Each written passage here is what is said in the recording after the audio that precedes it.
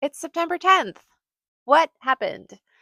Welcome back to the channel. My name is CF Claire, and at the moment, I am in the middle of revising an outline for Project Goblin, which I've got a couple other videos about. Basically, it's the first book in an interconnected standalone series that I'm starting. They're romance novels set in a fantasy world or paranormal world. I'm actually not entirely sure. The comp series is Cressley Cole's Immortals After Dark, and this is a super fun project, and I'm really enjoying it. And I say I'm revising the outline. All of July and August basically was like going in circles, trying to figure out how to get a story I was really passionate about from a couple different elements that I had really liked.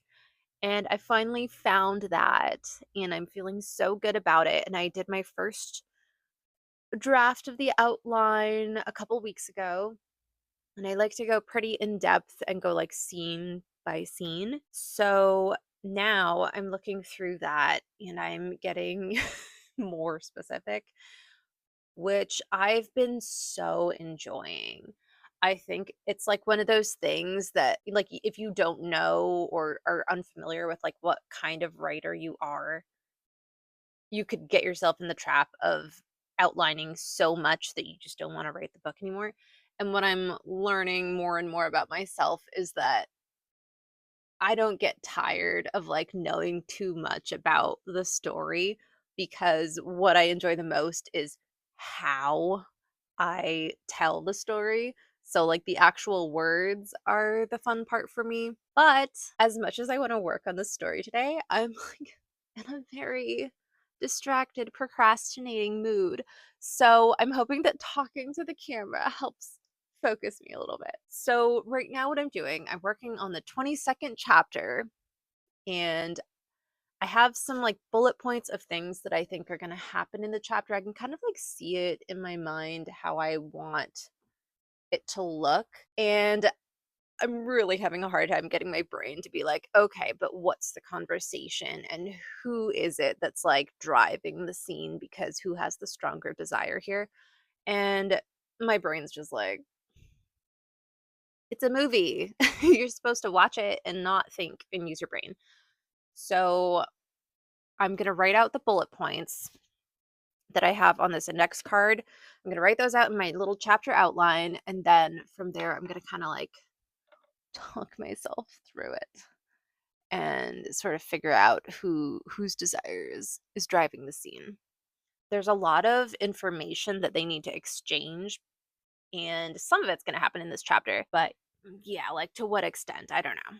So let's get into that. This is in the female's point of view, this chapter. It's a couple chapters into the beginning of this third sequence, which is basically like the beginning of the second quarter of the story. So they're in this like upside down world. They have this situation where now they need to work together to do this thing, and they don't like each other, and they each have their own goals, and they have to travel on this marsh. So they're like in a canoe situation together, traveling up this marshy area. And so that's the scene. It's late morning, and they're already kind of like not cool with each other, but their personalities really, really annoy each other. They just started traveling together. They're going somewhere that's going to take 2 days or so to get there. If you have two people in a canoe and one person is like paddling harder than the other person, there's no way you're going to go straight. You're going to be, going crazy. So he's paddling in the back, way stronger than she is, and he thinks she should paddle faster, but she's not. So he just ends up getting annoyed, and he's like, stop, I'm just gonna do it. And that's incredibly insulting to her. His method of delivery right now, where they're at, like there's a lot of things that they've done that they don't like about each other, like to each other, the ways they've acted to each other, but also their personalities like really don't work. So that's sort of like the situation. So she's like, Jesus, oh my God, like this guy is unbearable. And so she's like pretty annoyed, but it's such a charming like scenery, and they're finally on their way to the place that she thinks she's going to get help from this person that they're going to see. She needs help. And he's the only one who knows how to take her there. So that's why they're together to begin with. And he has his own reason why he's doing that. So she's annoyed, but she's being charmed by this scenery, and she's sort of like forgetting that he's around. And so she's like loosening up a little bit. And meanwhile, he is just like rabidly curious about a lot of stuff that doesn't make sense to him about her. He has these ideas of like who she should be and how she should act, and he's found out a lot of different things that like just don't mesh up with that. And because of who he is, he can't stand not knowing. He wants it to all just like make sense, and preferably for her to like fulfill his low expectations of her because she's a high fae, and he does not like high fae. So he wants her to sort of like prove him right about these things that he thinks poorly of about high fae. So there's a bunch of questions he has about her that he wants to ask and get answers for. And meanwhile, she wants to know what to expect from this meeting that they're going towards to have with this like authority figure who might be able to help her with her like really, really big problem she desperately needs help with, because they're a very mysterious figure. She didn't even think they were a real figure, that it was just like a myth or something about them, but it turns out apparently like he says this person is real. She needs them to be real. So she wants to know more like, what are they like?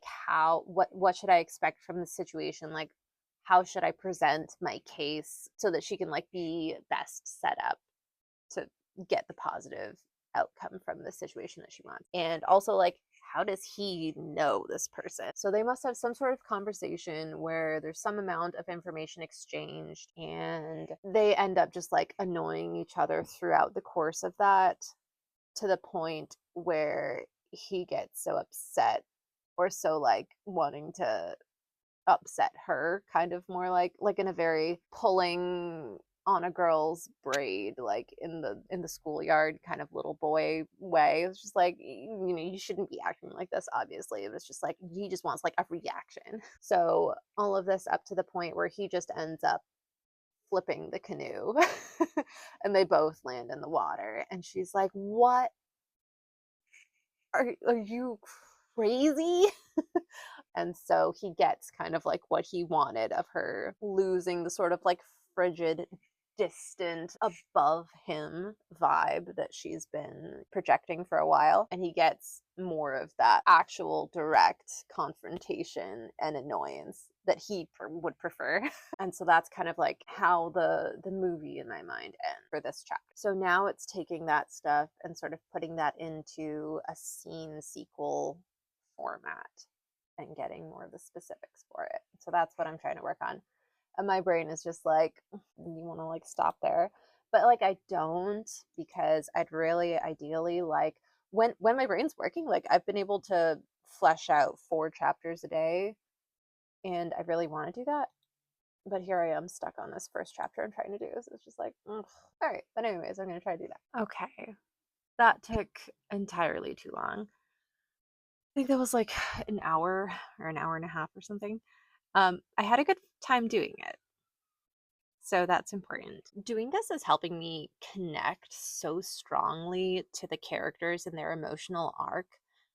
I've never gone quite this far, as in like separating out, fleshing out scenes, and then also the different parts of the sequel, which, if you're familiar with like scene structure, the scene is like where characters have a desire and they take action to get it, and somehow it ends in a disaster of some sort, whether they get what they wanted or not. And the sequel is their emotional reaction to whatever the disaster part of that was. I made a little chart for myself because I'm one of the, I like charts. What are you gonna do? So the sequel is like, is them reacting to the disaster that just happened and figuring out what to do next.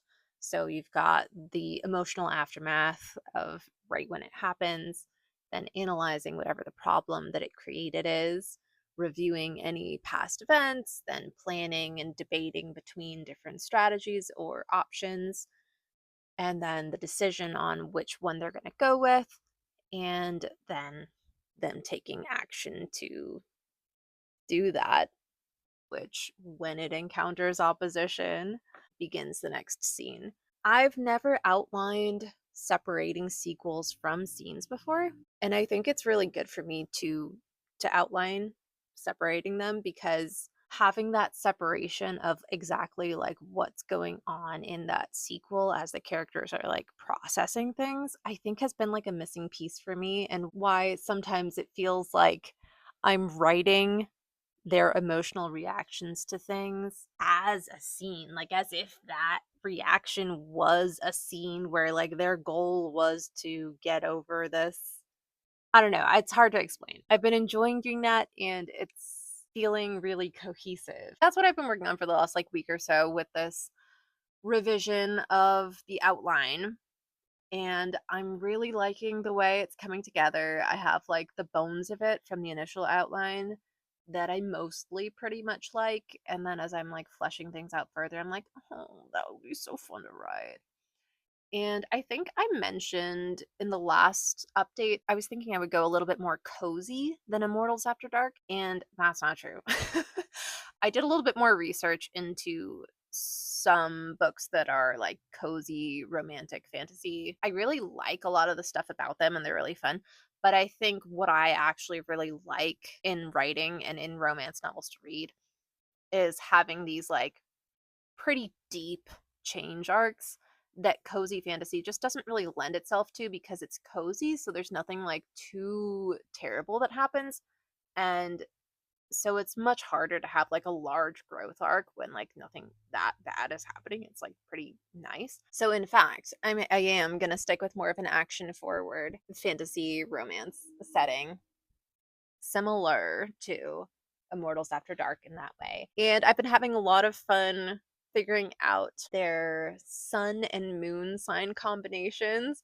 I really like astrology, and that's been really fun. He's an Aries with a Scorpio moon, and she is a Virgo with a Capricorn moon. And I think that's a really fun combination. There's this astrology book that I have that talks about like, here are some of the characteristics of people who are this sun and moon combination. And I just find that so interesting. And I also just got, oh, I don't have it up here, Linda Goodman's classic astrology book, that is like the lovers signs. So it's like, how would an Aries man and a Virgo woman, what kind of dynamics would they have? What kind of like problems and strengths would they have in a relationship together? And that was like really, really fun to read and gave some fun ideas as to ways their personalities could clash. And so I'm having a lot of fun with that. Yeah, it's September 10th, so my kids are in school. My son just started kindergarten. Both my kids are liking school. That's great. And I am so happy and lucky to be able to be at home while they're doing their school stuff. So I've been able to dedicate like a lot of time to writing stuff since school started. And that's so, so nice. But with that being said, I do need to go get in the car and wait to pick them up. That pickup line is no joke. So, anyways, that's what I'm working on. I hope the summer went really well for you. It's beginning to be like fall weather here in Massachusetts, and it's really beautiful. I hope wherever you are, fall is great for you too, and your life's going well, your projects are going well. And I'll see you in the next video.